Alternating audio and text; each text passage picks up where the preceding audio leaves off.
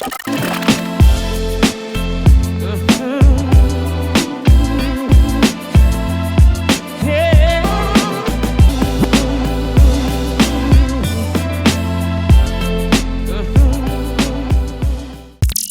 quelques jours, va sortir au cinéma le deuxième épisode de la saga Black Panther, à savoir Wakanda Forever. Mais est-ce que vous savez par qui a été créé Black Panther et surtout dans quel contexte? Ça, c'est une boîte de bêtes souris. Faites-moi confiance. Avant d'être le blockbuster phénoménal que l'on connaît, il faut savoir que Black Panther était à l'origine une BD. Sa première apparition remonte à juillet 1966 avec la publication du 52e numéro de la revue des 4 Fantastiques. Par contre, ce que vous savez moins, c'est que Stan Lee, le créateur des personnages Marvel, aurait été inspiré par le nom du 761e bataillon de chars US durant la Seconde Guerre mondiale, qui était composé uniquement de soldats afro-américains. Et c'est ainsi que naquit le premier super-héros noir de comics.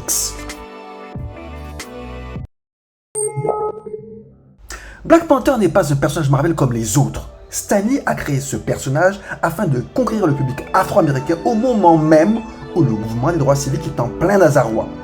Black Panther est né 2 ans après l'assassinat coup sur coup de ses 2 leaders charismatiques, Malcolm X et Martin Luther King, mais seulement 3 mois avant le mouvement révolutionnaire des Black Panthers de Newton et Carmichael.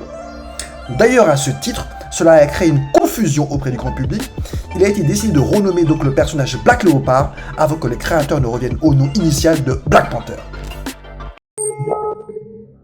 Bref, vous l'avez bien compris, le personnage de Black Panther, c'est une véritable révolution en soi. C'est la première fois dans l'univers du comics américain que 2 auteurs, Stan Lee et Jack Kirby, vont créer un authentique super-héros africain dont le royaume est à la pointe de la science. D'ailleurs, suite au succès de Black Panther, 2 personnages afro-américains, mais typiquement afro-américains, vont naître, à savoir le Faucon, plus communément appelé Sam Wilson, qu'on retrouvera dans les pages de Captain America, et puis Luke Cage, qui est un héros fidèle au code du cinéma de la Blaxploitation. Dans les années 90, on décide d'adapter la BD au cinéma. Et c'est Monsieur Blade qui s'y colle, à savoir Wesley Snipes, c'est son rêve ultime. Sauf que le projet va prendre du temps à se concrétiser. Il va passer entre les mains de plusieurs réalisateurs, à savoir John Singleton, le réalisateur de Boys in the Hood, qui a fait un carton avec ce film des années 90, puis Ava DuVernay, la réalisatrice de Selma, et au final, c'est Ryan Coogler qui a été choisi en tant que réalisateur, et Chadwick Boseman dans le rôle principal. Enfin, pour boucler la boucle, sachez que Michael B. Jordan, qui jouait le rôle de Eric Killmonger, va adapter au cinéma l'histoire de ces soldats afro-américains qui composaient le 761e bataillon de chars US durant la Seconde Guerre mondiale et qui a inspiré Stan Lee pour le nom de Black Panther.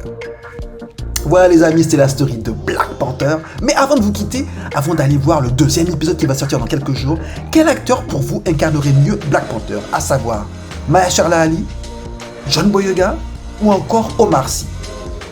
J'attends vos réactions. En attendant, n'hésitez pas à liker et à commenter.